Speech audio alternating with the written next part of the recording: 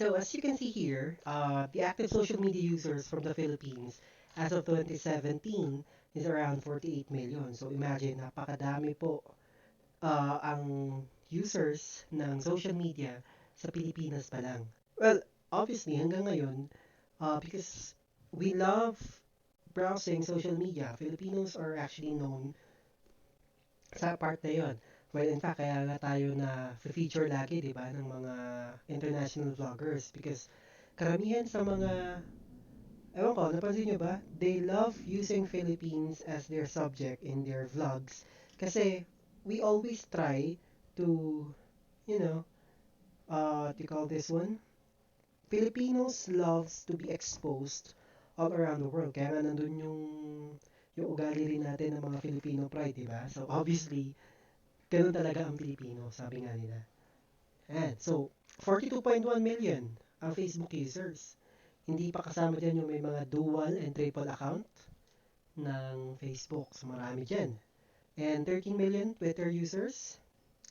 Ako, I personally, ang Twitter sa akin, inano ko yan, tinanggal ko.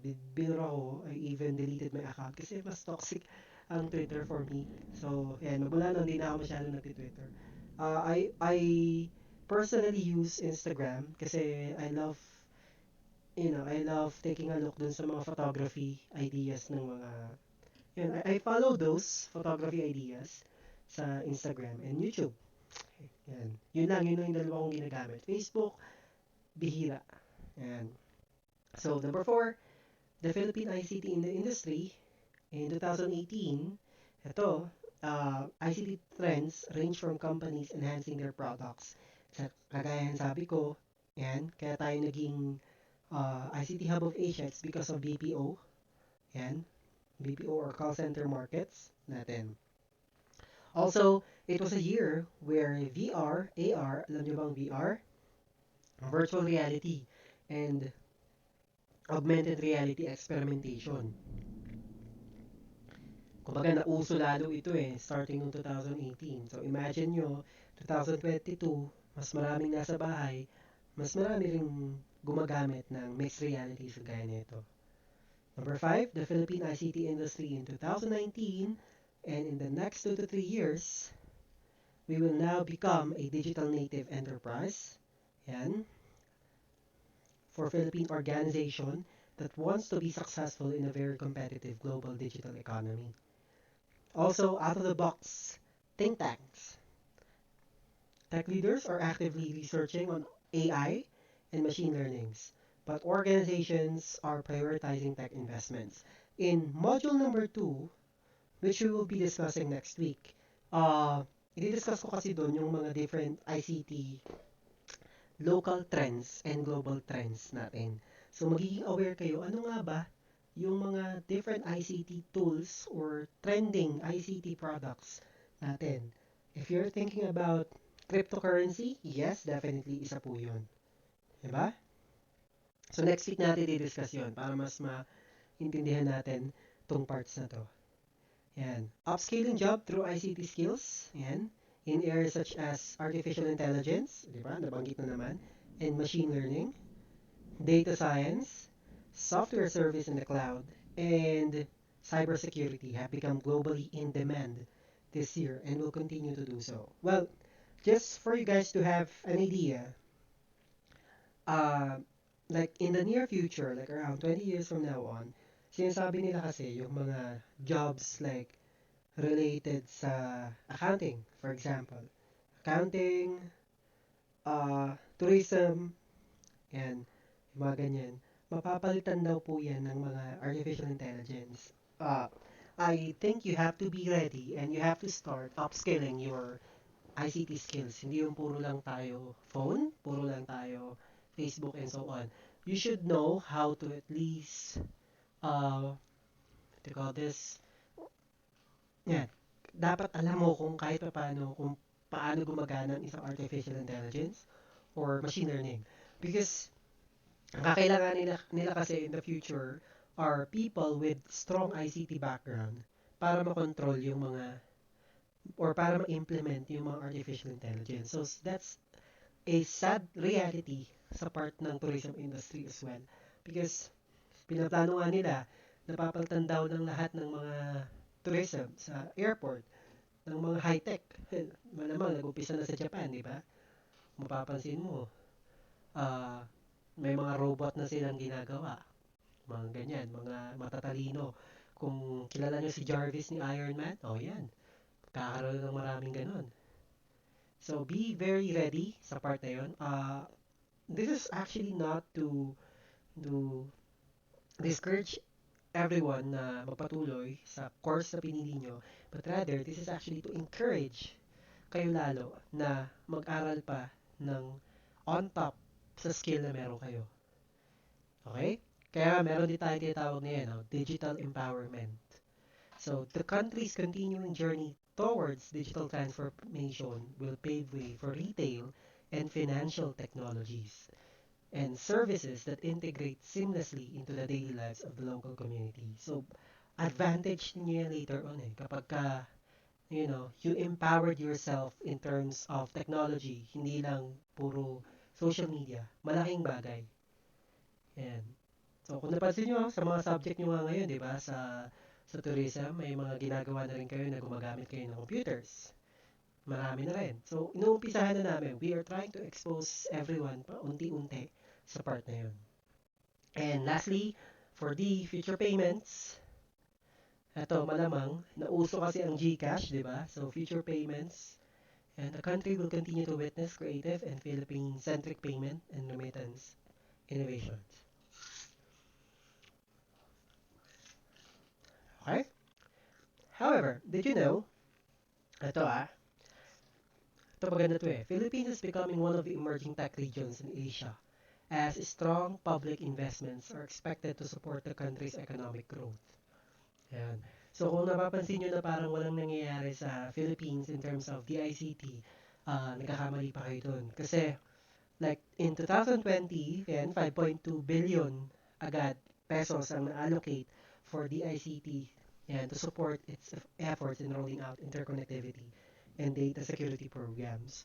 Numpisa na rin nila na pati mga remote areas ng Pilipinas, yan, remote areas ng Pilipinas na meron na ring internet connection. So, it's a good thing. It's becoming a good thing, lalo pagka pinapasok na yung ibang ISP. Yan, pagka dumating na yung dito, mura daw yun yung dito, na internet connection dito sa Pilipinas. Nasa Manila na daw So, kapag umabot na yung dito, nice. Okay? What else? We have the different key areas in ICT development. Medyo mahaba to kasi 2 hours tayo. Kaya ganun talaga. Yan. Number 1 is banking. Kung napansin nyo, because of this pandemic din, we were able to at least know how to use Paymaya, Coins.ph, GCash, and everything. Lahat na ng payment natin or banking can be done through online. Diba? So 69% of Filipinos didn't have bank accounts in the year 2014. Nung 2014 pa yan. Pero ngayon kasi, mas madami na po tayong mga online banking users nito 2020. Dumami. I think, karamihan din sa inyo, nagkaroon na ng GCash, nagkaroon na rin ng Paymaya, and once na bibili kayo ng something online, puro na rin doon. Diba? Healthcare. Ako personally, I have my digital wallet. So, para sa akin kasi, mas safe ang digital wallet kasi hindi ko na kailangan hawakan ang tawag dito, ang pera ko ng physical. Hindi na rin ako mag-worry ni baka mawala. At least lahat nasa phone na. Once na tinap ko na lang yung phone ko or for example, nagbayad ako ng something like PLDT bill. All I have to do is go there and, dito, sa bahay, magbayad lang ako through GCash and that's it. Diba mas convenient? Hindi ka na kailangan pumila-pila. And that's banking. Healthcare. So, the Philippine government has been also actively looking at ICT services and provide a sufficient level of healthcare, especially to rural areas and spread out island communities. This is a promising a promising key area. However, alam ko aware naman kayo sa current situation ng health care dito sa Pilipinas. It's becoming more worse and kawawa po yung mga healthcare workers natin. So, I hope the Philippine government will try to improve more on this one. Kasi kawawa po, marami kumbaga kulang tayo sa gamit sa ngayon pagdating dito. And next, ito, upgrading infrastructure. Yan. Building additional telecommunication towers. Yan. Or bringing the third telco. Yan, yung sinasabi ko kanina. So, dito, telecommunity. Sige nga, search nga natin, how much is dito ang ano nila? This really looks promising according to, dito 99, 25 gig. Wala pa yata yung ano nila. Dito, telecommunity, kung magkano ang internet plans. Ayan. Dito, fiber plans. Ayan. Wow! Imagine, 1299, 200 Mbps na. Grabe ah. Talang 1299, 10 Mbps lang ng PLDT yun. Diba? So, this is another key area of ICT development in the Philippines. So, antayin natin dito sa Baguio. Pero sana, hindi siya maging intro boys kagaya ng Converge na magaling lang sa umpisa. Tapos pagka parang ngayon, madalas daw mawalan, madalas magloko. Diba? So, this really looks promising. Ayan, no? 200 Mbps. Galing. Okay? So, that's the end of the Module 1.A. Do you have any questions so far? Yung pala, anyways, malapit na tayo matapos. Konti na lang ito, itong Module 1.B. So, I want you guys to at least raise some questions and kung ano yung nagiging curious kayo, tanong nyo sa akin ngayon para masubukan nating masagot. Yun, may nag-raise ng hand, si Kabuntokan, Christian. Okay, do you have a question? Sir, ano po yung pinaka-key points ng difference between ICT and technology? I'm sorry? Sir, ano po yung pinaka-difference ng ICT sa technology? Kasi sir, sa module parang nagiging redundant po yung definition nila. That's not really redundant, but then ICT kasi, naka-focus siya more on how you communicate those information using a certain technology. Diba? Pag ICT. Pero kapag technology lang, it is simply used to solve any problem. So sabi ko nga kanina, ang technology, hindi lang siya more on gadgets, more on practical application din siya ng kahit ano. So even your pen can be considered as a technology because technically it can solve a problem. Ano yung problem? You want to write. So, yun. Hindi siya totally redundant. It's different. Okay? How about the others? Do you have any questions? Okay, wala na. May mag-raise mo ng hand? Again, just to reiterate po ha, ang ICT, we are trying to communicate some information using a certain technology. Okay, so may involvement na tatlo kasi. So, yun nga yung word and information and communications technology. Pero kapag technology lang, you are simply solving a problem. And ano pa ba ang example ng technology natin? Your chairs. Chairs, tables are considered as technology. Kaya may mga ancient technologies din tayo, di ba? Hotspot ka na lang sa akin. Ay, nabita ka? Yes, Miss Hindi ba hihina? Oo, nakakonect naman. Saan? Dito? May question ka, Angel? Parang pistachio ah. Uy, gago to si... Ay, tangina! Nakaw! Sige.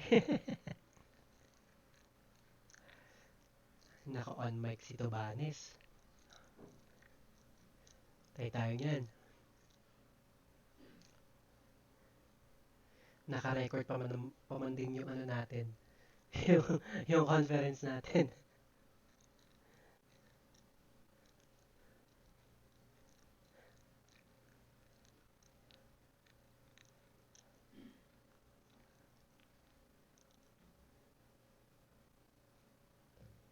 Okay, so I think wala na tayong questions sa module 1.A natin. Kasi tayo dito. Email etiquettes. For this second part of the module, we will try to talk about the proper way on how to email your teachers and, of course, even your classmates in a more professional manner. Kung napansin nyo kasi, email etiquette refers to the code of conduct. Because nagre-reflect kasi, okay, tandaan nyo to nagre-reflect sa way kung paano nyo i-message or paano kayo mag-send ng message yung personality ninyo. So, you have to be very careful when sending an email or at least a message to your classmates or to your teachers, rather. Okay? Ayun o. Email etiquette can change depending on your audience, purpose, and the relationship you share with a particular recipient. So, kung tropa nyo naman, sige, kahit medyo, lax lang yung pagkaka-message nyo. Pero if that is your teacher or someone who is higher than you, malamang tinuruan naman po tayo ng respeto sa mga teachers natin, ng mga magulang natin. Tama? So, I would like to emphasize on this one kasi napakadami pong students ang hindi marunong mag-message ng maayos sa teachers. Number 1, keep a professional tone. Use clear, appropriate language instead of abbreviations and colloquialisms. Ano ibig sabihin yun? This is an example of a professional email. For example, if you would like to ask if your teacher is available on a certain date, this is actually how you message them. And you can start good day or good morning. Are you available to meet on Friday at 1 p.m. to discuss your application requirements? And so on. Huwag kayong basta magme-message or magsisend ng email na nagsasabi na, Sir, available ba kayo sa Friday? Para ka nag-aaya ng date. Hindi po ganon. You have, kahit hindi lang ito email kahit sa messenger, you have to practice or you have to keep a professional tone most of the time. Pero, drop this kapag ka sa messenger, drop this. Doon kayo sa horrifics agad. Ito.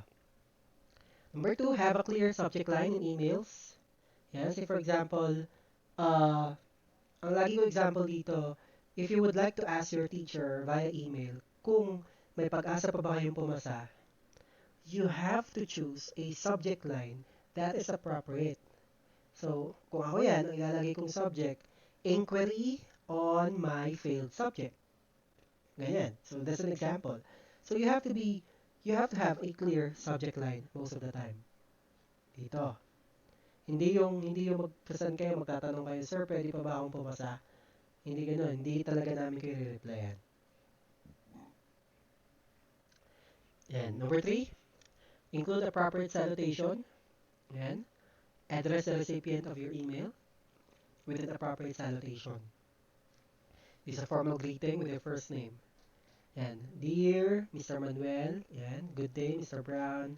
Dear Sir Alex. And so on. Okay? I prefer na kapag ka-email, medyo formal talaga. Like, good day, Sir Manuel. May I ask for an extension of the Module 1 activity in Canvas? Yan. Ba? Number 4, practice correct grammar, spelling, and punctuation. Ito, dito ako sobrang nata-turn off sa inyong mga students. Karamihan. Kumbaga, ang yayabang nyo mag-post ng mga English kayo sa Facebook, di ba? Pero mali yung there nyo, tas there. And they are, ayan, so be very mindful sa part na to kasi nakaka-turn off talaga siya kapag ako yung teacher tapos ganito. I was like, oh my God, napakasimple niyan. So be very careful. Yan, yung mga homophones na yan. Number 5, conclude with a signature. So, include the closing with your name and professional signature if possible. So, ayan. So, kung nag-message kayo sa teacher ninyo, add this kind of signature. Respectfully, pangalan mo, anong section mo, anong email address mo, and kung saan kita pwedeng i-message aside dito sa email. This is not for us to make you our textmate, but rather, yan, para at least alam namin kung saan kayo message. Hindi po kami ganun. And number 6, include acceptable fonts.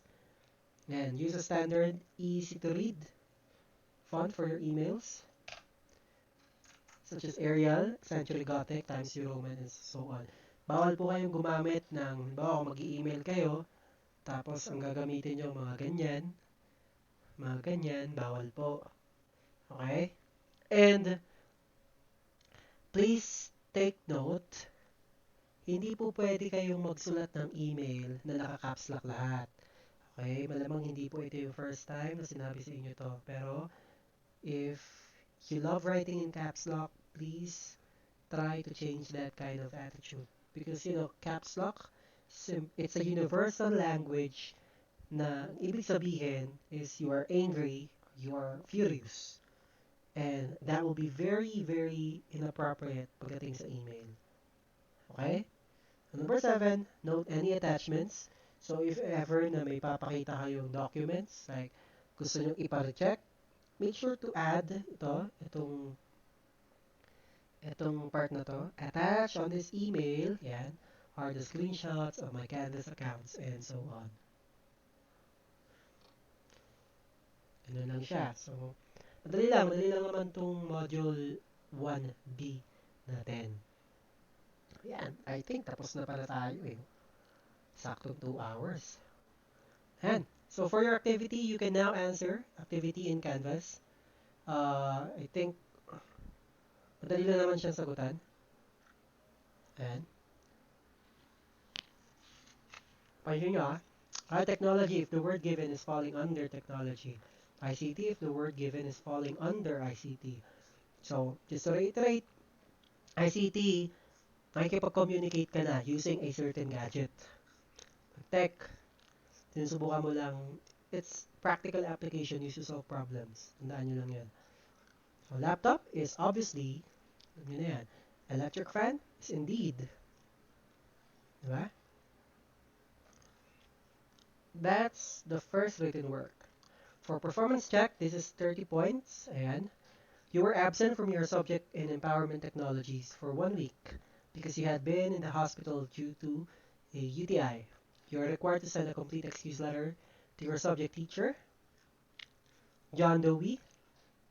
So, gagawin nyo to sa Canvas. Magagawa kayo kunwari ng sample na ganyan. Okay? Do you have any questions so far?